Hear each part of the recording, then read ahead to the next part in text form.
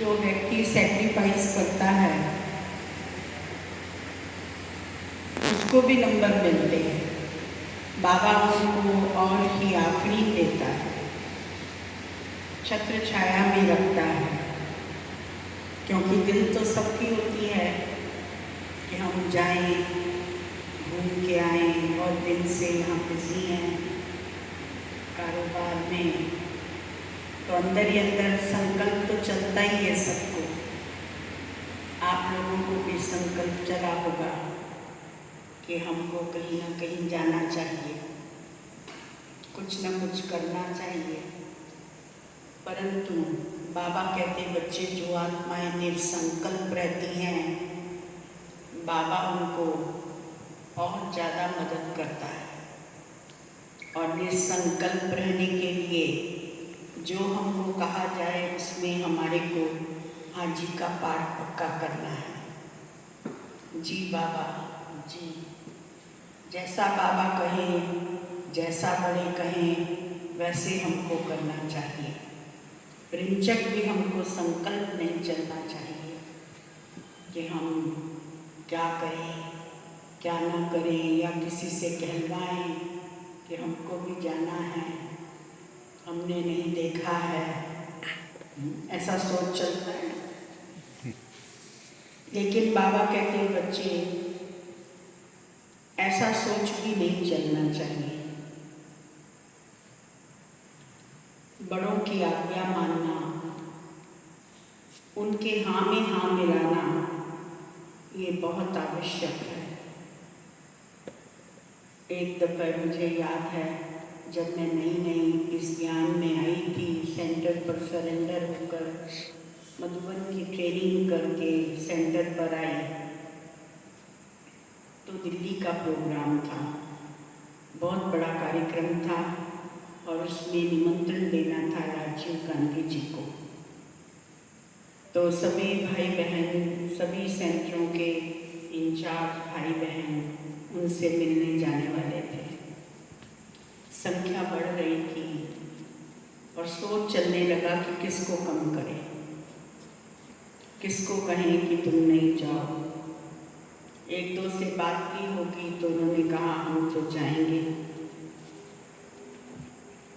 तो फिर गुलजार दादी जी हमारे पास आए और उन्होंने हमसे कहा कि आरती, इस बारी तुम नहीं जाओ क्योंकि संख्या बहुत हो गई है, तुम मिस करो। तो हमने कहा ठीक है, जैसा आप कहें। और हमने वो जगह जाना क्या किया, कैंसिल कर दिया। बाकी भाई बहन गए। तो बाबा ने हमको, क्योंकि अज्ञान काल से ही भरपूर कर रखा था। भरपूर कैसे? उस समय राष्ट्रपति राधा कृष्णन थे अपने देश के, जवाहरलाल नेहरू थे अपने देश के प्रधानमंत्री। तो उनसे भी सहज ही हमारा मिलना हुआ, क्योंकि हमारे लौकिक फादर जो हैं वो नेवी में थे और लेफ्टिनेंट कमांडर थे। तो उस पोस्ट के अनुसार 26 जनवरी 15 अगस्त पे सब लोगों से मिलना हुआ था। तो उनसे भी मिलना हुआ, राष्ट्रपति से भी मिलना हुआ था। तो इसलिए कोई बड़ी बात नहीं लगी कि एक दफ़े मिस हुआ तो मिस हुआ, कोई हर्जा नहीं है। बड़े हमको कह रहे हैं तो हमें सुनना चाहिए।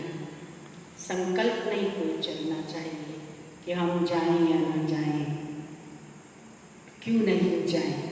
कई बहनों को संकल्प ऐसा चलता है, वो कोई ना कोई तरीके से समझते तो हैं, उनके इशारे भी समझ में आते हैं, बोलते नहीं वो अलग बात है, लेकिन जब वो आकर के यहाँ पर कोई इस प्रकार की रूपरेखा बनाते हैं तो समझ में आ जाता है कि वो क्या चाहते हैं।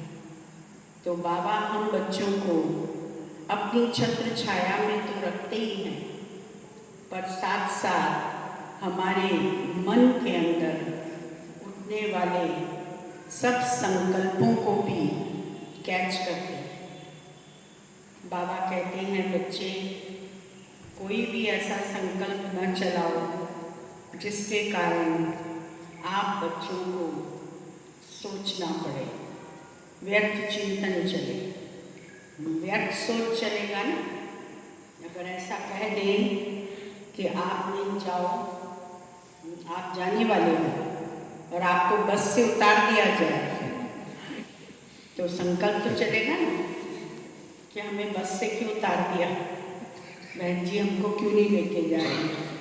शायद वो बहन जी का ज़्यादा स्नेह होगा इसलिए उसको लेके जा रही हैं, हम स्नेही नहीं हैं इसलिए हमको नहीं लेकर जा रहे हैं। ऐसे ऐसे विचार चलने लगते हैं।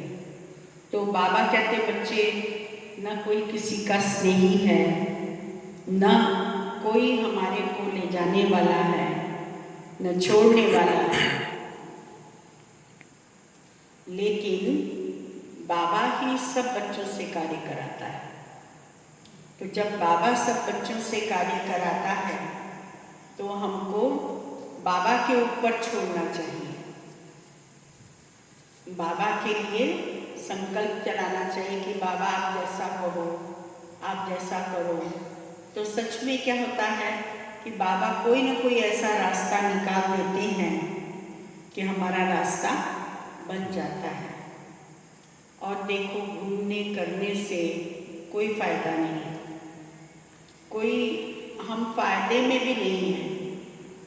अगर हम नहीं गए तो हमने अपना जमा का खाता बढ़ाया, उतना हम अपना जमा का खाता बढ़ाकर आगे बढ़ते हैं।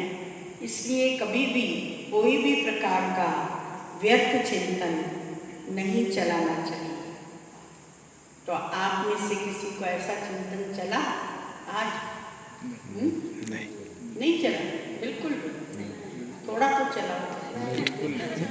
अशोक आपके आने से सब खत्म हो गए। विवेक भाई जी, आपको चिंतन चला?